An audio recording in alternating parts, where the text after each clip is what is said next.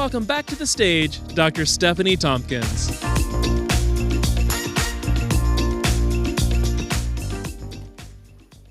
We've got a treat for you. I'm going to introduce our next keynote speaker, and then I think we really enjoyed the format this morning with Renee Wegersen. We're going to do this one as well in the format of fireside chat. So it'll be my privilege to be part of that. And right now I'm going to start off by introducing our speaker, Lieutenant General Tony D. Bauernfeind. He's the Vice Commander, Headquarters, United States Special Operations Command. U.S. SOCOM develops and employs Special Operations Forces to conduct counterterrorism, hostage rescue and recovery, counter weapons of mass destruction, irregular warfare, along with a variety of other special operations against state and non-state actors. Think high-risk missions, high-reward outcomes. In a moment, we'll welcome him on stage, but before that, I'd like to share a little bit more about his impressive background. Tony earned his commission from the U.S. Air Force Academy back in 1991. Earning his wings in 1992, he has since spent over 3,500 hours flying multiple manned and unmanned aircraft supporting special operations across the globe. He's commanded special operations forces at the squadron, group, wing, and theater levels, including multiple deployments in Iraq and Afghanistan. This includes serving as the deputy commander of NATO Special Operations Forces in Afghanistan and the commander of Special Operations Forces in Korea. Prior to his current assignment, Lieutenant General Bauernfeind served as the Chief of Staff, U.S. Special Operations Command in MacDill Air Force Base in Florida. Okay, that's pretty impressive, but I gotta say, his official bio leaves out what I am convinced is the most important aspect of his career, and that is that a number of years ago, before he had stars on his shoulder, he served as the U.S. Air Force Operations Liaison Officer and Chief of Staff at DARPA. So with that, let's welcome General Bauernfeind to the stage.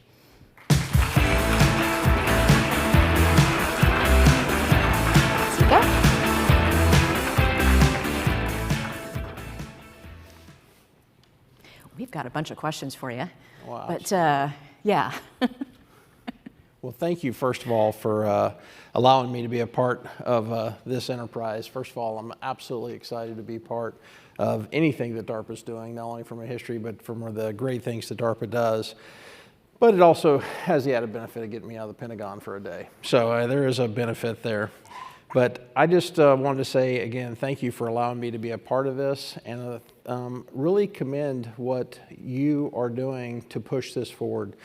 Because, as been said before, national security is a high-tech endeavor, and we need the best and brightest getting after the technology that our nation needs to make sure that we can maintain the international rule-based order and our position in the world.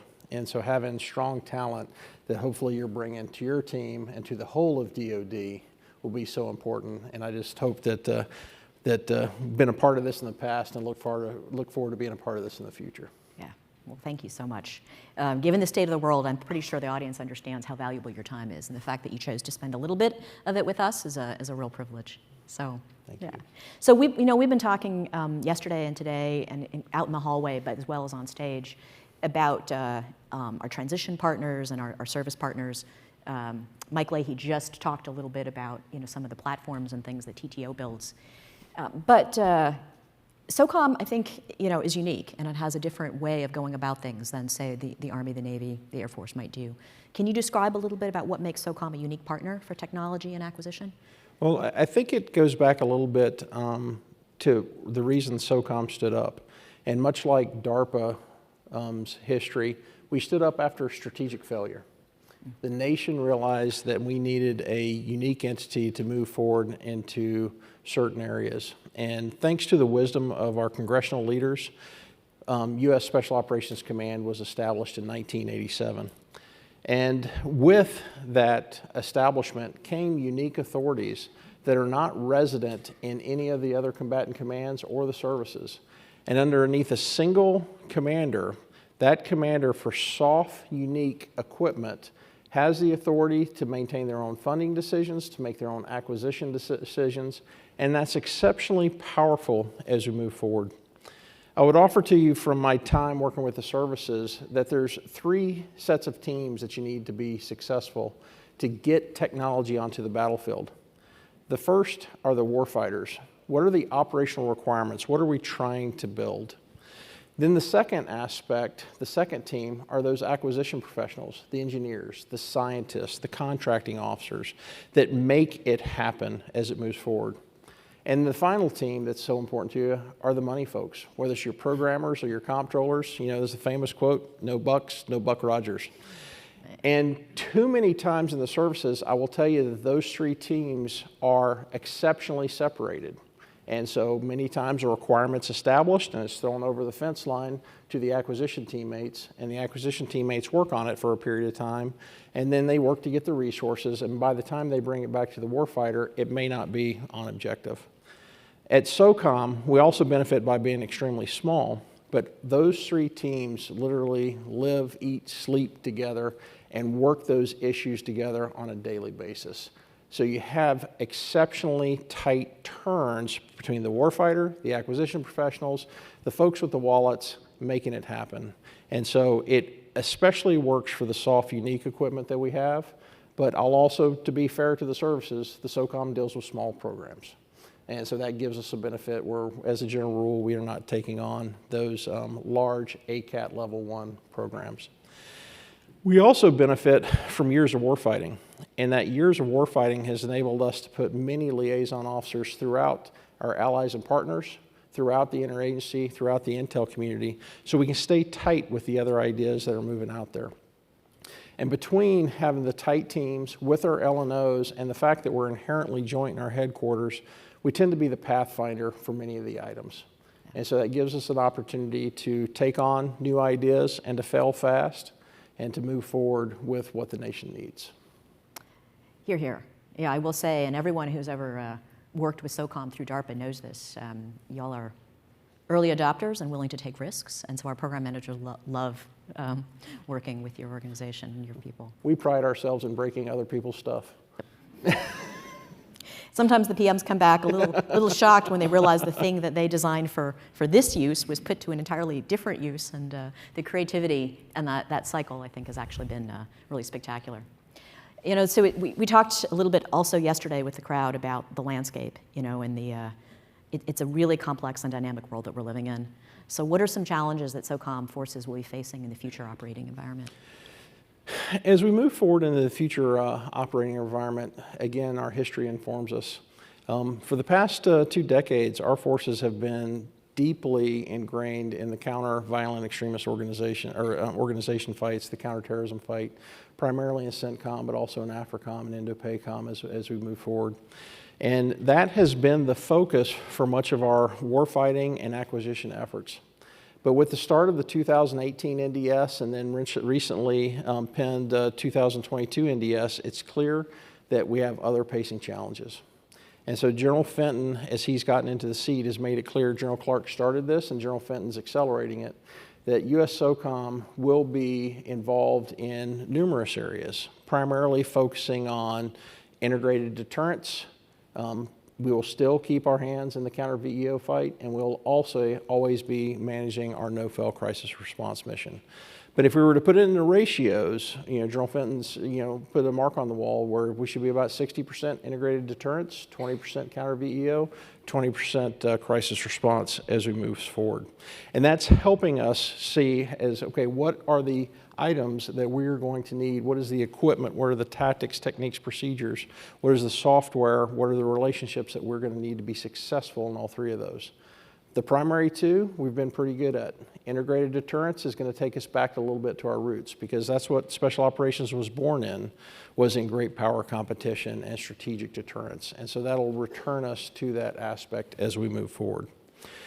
But a second aspect of the operational environment does have us concerned as we move forward, and that's the democratization of technology. The barriers of technology are falling quickly everywhere, and our forces on the battlefield are feeling that, whether it be small UASs, whether it be information operations, whether it be an adversary's use of data. We have to make sure that we're bringing capabilities to bear that ensure that our forces that are forward are being fully protected.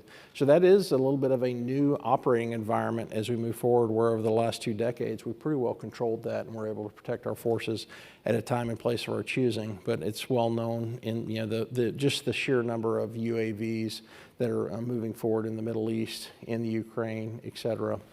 It's quite sizable.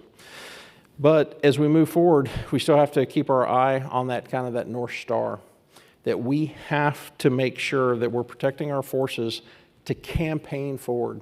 And what does it mean to campaign? That means that we're going to be forward on the battlefield doing multiple things. And when I say the battlefield, just the globe. We're going to be forward making sure that our forces are there with our allies and partners, making sure that we're tight with them, understanding the capabilities they bring to bear, benefiting from their technologies, their authorities, but also to assure each other. We're also making sure that we're forward so we can understand where the adversaries are, where their systems are, because it'll be important for us to understand where their systems are and to conduct activities that can hold system adversaries at risk so that at a time and a place of our choosing, we're able to conduct the activities we need in support of national security. All with the hope, from a SOCOM perspective, is the goal in integrated deterrence and irregular warfare is that we win without fighting. Is that every single day our adversaries wake up and go, today is not the day. They're not going to test the United States. But the final aspect of that is we have to be prepared should they choose to test us. And we will make sure that in that future operating environment that our forces are prepared to enable the joint force to win any sort of activities that move forward. Okay. So actually, before I ask the next question, we get to test me and see if I do this correctly. For the folks who are not familiar with the DoD, VEO would be violent extremist organizations? Yes. Okay. Or operations? Violent extremist organizations. Okay. So right. Counterterrorism. Yeah. And then all of us pay very close attention to the NDS, which is the National Defense Strategy. And those of you that are curious, the most recent version, there are unclassified versions that are out there that you can get a better handle on because they're providing a lot of guidance for the way that the Department of Defense is thinking about how they're moving forward. So it's a really complex and challenging landscape that you've got ahead of you. Can you talk a little bit more about how SOCOM's addressing these problems? No, absolutely. And my apologies on the entering everybody into the acronym fight. Normally I buy a beverage if I use an acronym that people don't understand. So please challenge me later in the questions with an acronym that I won't understand. Yeah, you hear that, microelectronics people? Yeah.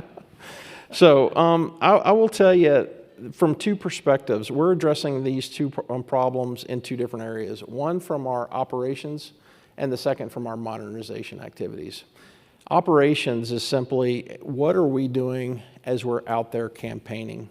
Of the 2 decades that we spent fighting in the Middle East and AFRICOM, and we still have forces there, we've built a highly credible force that's well integrated with our allies and partners, that's well integrated with the interagency and the intel community, and we're very proud of the combat successes that we have and the honed forces that we have. But we have to start to pivot those forces to that 60% integrated deterrence. That's where we're going to conduct campaigning activities against those near-peer competitors as we move forward. As an example, like I said, in 2018, we started this pivot. You know, when you looked at our activities, our operational activities prior to 2018, it was probably 90% counter violent extremist organizations and about 5% against great power competition. If you look at it just in the last 3 years, that has come up in FY22 to about 30% of our operational activities are now against great power competition, and in FY23 that'll go up to 50%. And if you also look at it, it's not just the operations, but the number of forces we're deployed. Because to win, you have to be forward, and it's important that we have our forces forward, training with and campaigning with our allies and partners that's moving forward. So that's one aspect from the operational construct of how we're starting to address these hard problems. But on the modernization front, we're going to conduct significant activities as we move forward. The first is we're investing heavily in modernized maritime platforms and modernized mobility platforms. Bluntly put, over the last 2 decades, we really haven't had contested airspace or contested locations. But we know in the great power competition role that everything will be contested, whether it be maritime, undersea, in the air, the RF spectrum, everything will be absolutely contested. And so it will be important that we are developing platforms that enable our forces to get to the places they need to be to hold an adversary's systems at risk. The second thing that I would offer that we're leaning into heavily is data and artificial intelligence. Many people have been saying that they've been getting into data and artificial intelligence for years, and it's important for us because we realize very much so that our adversaries are clearly into data and artificial intelligence. So General Fenton is driving us hard of how can we start to bring in those capabilities that we need to fuse the significant oceans of data that we're swimming in, and to acknowledge with the power of automation and artificial intelligence that we've only got so much manpower in the Department of Defense, but we've got to get more out of them. So how can we make them more effective as we move forward? Another perspective that we're going into is as I mentioned before, into the communications realm and into the RF spectrum.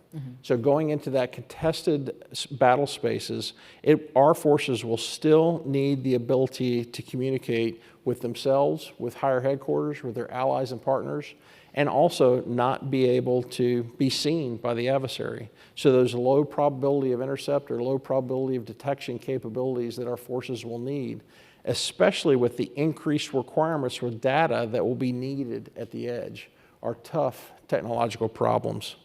And then the final one I'll bring to your attention that we're focusing on is we still have a foot in the counterterrorism, counter-VEO role. And so in the National Defense Strategy, it calls it out as we still must maintain sustainable counter-VEO operations against those platforms that can threaten our homeland. And we're investing heavily in a program called Armed Overwatch to ensure that we can bring forward the fires and the ISR, surveillance and reconnaissance, that our forces will need to be successful in more of those permissive environments like Africa and the Middle East. So there is so much going on, but those are just a few examples. Okay. Can you share, I don't know, maybe a success story or two and tell us a little bit about what it might enable successes? From SOCOM's perspective, we truly believe, and if you look at our first soft truth, that humans are more important than hardware, that it's teams that succeed. Yeah. Trust me, we want the best hardware. Never forget that. But we realize that this is all a human endeavor and that we fully believe in the teams that have been supporting us. Examples of some of those great teams that we've benefited from is our teammates in Congress. We never forget that in 1987, Congress, against the opinion of the Department of Defense, decided to stand up United States Special Operations Command. Right. And that has been a success ever since. And we greatly benefit from the resourcing that Congress gives us, as well as many of the unique authorities that we have to either conduct operations or technological efforts in the future. But we also have amazing teammates in our tech partners, whether it be DARPA, SCO, the service labs, industry, academia. There are amazing teammates throughout the enterprise that have enabled many of our successes. As discussed also is we rely heavily on our LNOs, sometimes to the frustration of some of our higher headquarters. But by having the LNOs with our tech partners, with our interagency partners, with our intelligence community, with our allies and partners, we're able to get information flowing at the lowest levels, and we can quickly react when we need to bring the power of several teams together. And to that point, we're looking for new teammates. We're always looking for new teammates, and I think Secretary Hsu this morning may have mentioned SOFWORX. And SOFWORX is led by SOCOM's phenomenal team of our acquisition technology and logistics underneath Mr. Jim Smith, our acquisition executive. And I would just bring SOFWORX to everyone's attention. We know it's exceptionally painful to work with the Department of Defense and sometimes to gain access to the bases. So years past, there was a decision made to move SOFWORX into downtown Tampa. in a completely unclassified business realm for all sorts of teammates from industry, academia, small business to come forward and bring their ideas to bear for the SOCOM enterprise. In FY22 alone, we had over 2,600 engagements from these great teammates, and we completed over 360 projects. Wow. Because of that interaction, because we know that the ideas are out there, but we have to build a venue for people to come forward on that. And then finally, this real thing that we've done to get after the hard problems is we've put our money where our mouth is. Over the last 3 budget cycles, we've invested, we've basically taken risk in our near-term readiness and put it towards our modernization counts. Yeah. Colors of money, procurement, RDT&E, to the tune of about $8 billion. When SOCOM is on our annual budget is about $13 billion, spread out over a 3-year period, you can see where that was a sizable move of money because we know we have to modernize. I have to tell you, we're really grateful for our, well, I guess it's our second now, full-time SOCOM L&O, and you're the reason that we were able to put that in place. So no, thank you, Dr. Tompkins. It's been tremendous for us. Yeah. Thank you. So on that note, SOCOM and DARPA have been working together for years, and we have been collaborating to solve hard problems. So it's always fun if you've got some stories you can tell about the past and how we might be able to support you better moving forward. Well, I'll tell you, there's so many from the past. I mean, you know, as Dr. Tompkins mentioned, I got an opportunity to spend 2 years as the Chief of Staff with DARPA, and I'm proud of the fact that I think I understood about 10% of what was going on at that time. But for that 10%, it was incredibly impressive. But I want to bring light to a few examples that had impacts for our forces that were downrange. The first I'll bring forward is Nexus 7. Even back in 2010, we were swimming in seas of data, but we still couldn't get the information that we needed. And so the DARPA team realized that, and they brought together outstanding industry teammates, graduate students from academia, and our intelligence professionals to go, hey, how can we take all of this data and bring new fields to bear with Nexus 7 to get to the information that the warfighters needed in Afghanistan. And it was hugely successful. This team both maintained a cell in Arlington, Virginia, or at Roslyn, but they also maintained a cell forward in Kabul.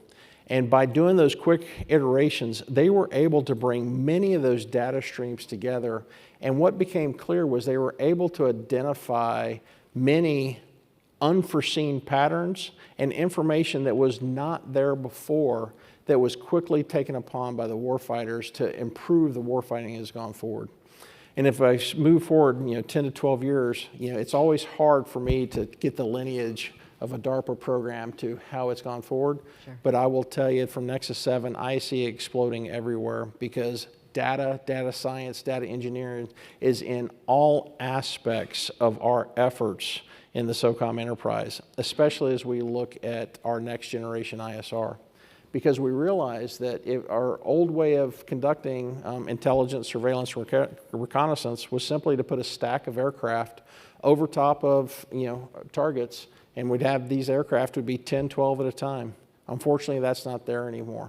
And we know that we have to figure out how can we take information from space-based systems, air-based systems, ground-based systems, human sources, open source information, and fuse all that together with the right algorithms to get the information our leaders need on the battlefield. So that's a great example. A second example that I would offer to you during my time was HALO, the High Altitude LiDAR Operational Experiment. And to where that was game-changing is LiDAR was able to provide 3D optical imagery of entire nation of Afghanistan inside of 90 days. At the time, state-of-the-art would have required literally 3 years to accomplish the mapping of Afghanistan. And what was on the commercial shelf at the time, I think would have taken on the order of 30 years. And if you bring that forward to our warfighters, who every time they're going on objective, they need the best information they need to protect themselves and to meet the mission, it was absolutely game-changing to get that type of information in their hands in the mission planning phases, and it was highly successful. And then the final one that I'll bring forward to you is what I saw Dr. Jeff Ling doing that benefited many of the warfighters of SOCOM. Jeff Ling was, at the time, focusing very hard on the upper prosthetics for the warfighters that had become injured on the battlefield. And it was state of the art what he was able to do and move forward, whether it was from being able to get the neural connections required to have those upper prosthetics work, to having the appropriate materials, the appropriate energy savings. And for many of our warfighters that came off the battlefield with those injuries, I will tell you that Jeff's work has been absolutely game-changing. And so those are some examples that I would say were success stories from the DARPA SOCOM time, and I know others have benefited from that as well. Moving forward, though, we've got a lot of aspirations, and we look to be good, hard customers for DARPA. The first of which is we know we're partnering on high-speed VTOL, high-speed vertical takeoff and landing. As you look at the Indo-Pacific, it is a very large operating area. So we need weapon systems that have that theater dash capability that can get throughout the area of operations exceptionally quickly, but also have the terminal area flexibility to be able to land anywhere in that area. It's important to us, especially as we start talking about those contested environments where our airmen, our soldiers, sailors, Marines will be under constant threat. And it'll be important for us to have that ability to be able to move them quickly or to resupply them or get them fires as quickly as possible from something like a high-speed VTOL asset. The second aspect is it makes us almost airfield agnostic. If you look at the Indo-Pacific region, not only is it large, but there's not a lot of airfields. And our adversaries realize that. So the more we can not rely on those airfields for us to prosecute our missions will be exceptionally important. And then the second area would be what I'm going to call holistic human performance. In Special Operations Command, we'll expect our warfighters to go down range for significant periods of time with not many resources with them. So what are we going to do on the nutrition front? What are we going to do on the energy front? What are we going to do on the 3D printing front that makes those forces forward that may be behind enemy lines still get the nutrition they require, get the beans they require, the bullets they require, the batteries they require, without having to take in literally hundreds of pounds of equipment? And that holistic human performance, I think there's so much opportunity there as we move forward that it'll be a hard problem. It'll be DARPA hard. So we haven't introduced you yet to the programs where we're trying to make food out of garbage. We're happy to do a taste test at any point. I understand that they're very nutritious, but not necessarily tasty. When you're hungry enough, it'll be tasty. Well, our first audience question actually, I think, builds on what you just said. So, so the question is that not everybody here has a lot of experience with the military, so it makes it difficult for folks to know what kinds of problems you're encountering. In addition to the things that you've just talked about, is there a way that people can find a list of problems that you need help solving? Absolutely. So we will continually, through our great acquisition executive team, Mr. Smith, he is constantly providing lists of, hey, here's the ideas that we need. And so for SOCOM, US SOCOM, go to our website and we'll make sure that that information is available as we're trying to get the best and brightest ideas. Engage through SoftWorks. Your ideas will be especially welcome at SoftWorks, and the trip to Tampa is not that bad, so as we go forward. But that's the best area that I recommend you move forward. Yeah, easy to do. So how does SOCOM provide feedback to the R&D community on programs where you've served as those bold early adopters of technology? Well, I would offer to you that the primary feedback is through our operators. Because if we're doing this right, the operators are right beside the engineers, the scientists, the people bending metal, the people bending or writing code to provide that real-time feedback so we can turn even faster. There's always formal processes by which through our programs that the feedback will come, but I will tell you what has made us so successful is that frontline engagement between those two teams. And it's important that we sustain that. And if we're not providing those teams, let us know, because it's simply an oversight. And because we have a lot of great warfighters that want to be a part of this, because they know at the end of the day, the equipment that's being built for them, they're going to have to take on objective, and they're going to know that they want the best. Okay. Well, we're closing in on the end of our time. I want to give you a couple minutes if you have any closing thoughts or comments you'd like to share. First of all, I just want to say thank you. On behalf of General Fenton, the new Commanding General of U.S. Special Operations Command, he is deeply appreciative of what DARPA and the entire tech community is doing for our warfighters. So being able to be a part of this community is hugely rewarding for us, and we fully intend on maintaining this relationship as it goes forward, because it's hugely powerful. The second thing I would say is, we're excited to continue working together, because through working together, it's going to be getting those ideas that we need. And to be blunt, even though we provide that list of requirements, there may be ideas out there that we have not thought of yet. And so by having those teams and working closer together, we will understand what is in the art of the possible, the state of the possible, and so that we can move forward. And then the final thing is, I just encourage everyone involved to be a part of one of these teams. That national security is significantly a part of everything that we do every single day.